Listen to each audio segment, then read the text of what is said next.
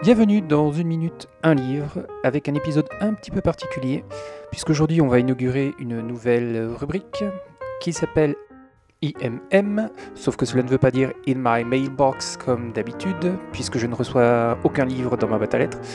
Cela voudra dire donc In My Médiathèque, et je vais donc vous présenter différents ouvrages que j'ai dénichés dans la médiathèque de ma ville, que je les ai choisis réellement, ou que je sois tombé dessus par hasard. Et cette fois-ci, c'est surtout le hasard en fait. Bon visionnage!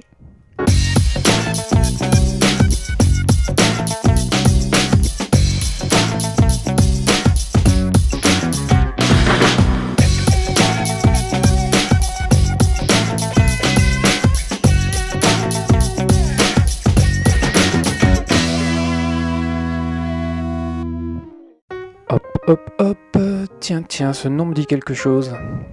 Jeanne A. Debat, avec Eden en sursis aux éditions Syros. En fait, je connais cet auteur via son compte Facebook, puisque nous avons des amis en commun.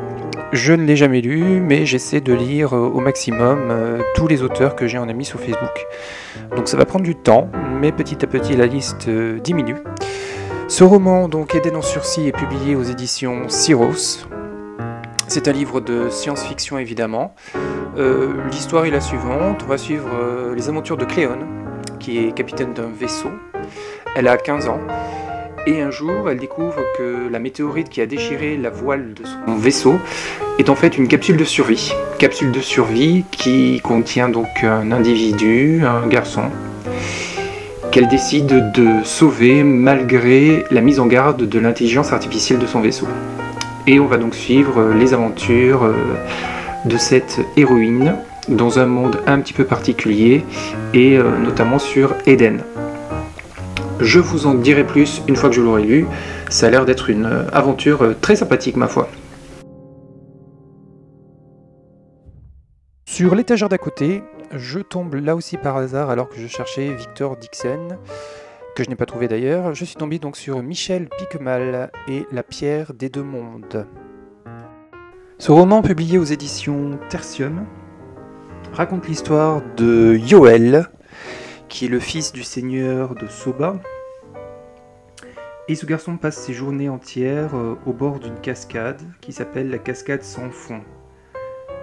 Elle a la particularité donc de tomber dans le vide, et on dit même d'elle que c'est l'entrée des enfers. Donc ce garçon, vous vous en doutez, va enfreindre les règles et va commencer à descendre la grande cascade pour arriver dans des mondes souterrains. Suite au prochain épisode.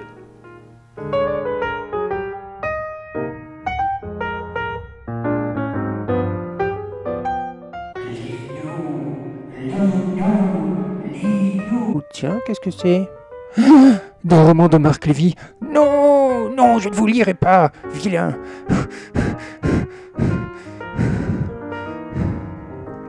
Alors normalement c'est à la lettre B que je vais trouver ce roman. Et gagné, et c'est le seul de ma liste que j'ai réussi à trouver, Samantha Bailly, Les stagiaires aux éditions Milady. Alors pour être honnête, je cherchais n'importe quel livre de Samantha Bailly. C'était le seul disponible, donc c'est un portrait de la génération Y, avec donc les jeunes, et leur obligation de faire un stage pour essayer de trouver un emploi. On suit différents personnages, donc Ophélie, Alix, Hugues, etc., au sein d'une entreprise qui s'appelle Pixis. Et pendant leur stage, on verra. Pas d'a priori, mais j'entends tellement parler de cet auteur que je me suis dit qu'on allait se lancer.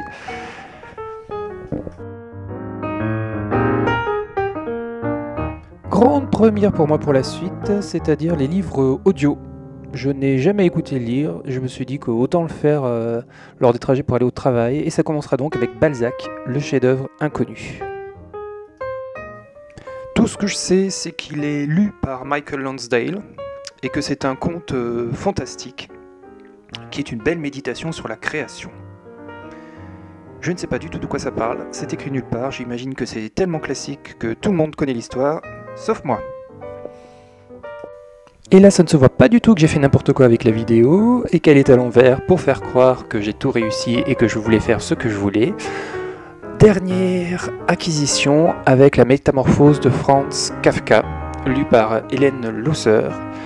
C'est un conte fantastique aussi très classique qui raconte l'histoire de Grégor Samsa, un employé de bureau qui se transforme petit à petit en un monstre. Je n'en dis pas plus. Un autre classique à découvrir donc. Et voilà, ce premier numéro de In ma médiathèque est terminé. N'hésitez pas à liker, partager, vous abonner si cela vous a plu. Et dites-moi en commentaire si vous allez vous-même à une médiathèque, si vous êtes très content ou pas, ce qu'il y a dedans, etc. Je vous dis à très bientôt pour un prochain numéro d'1 minute, un livre.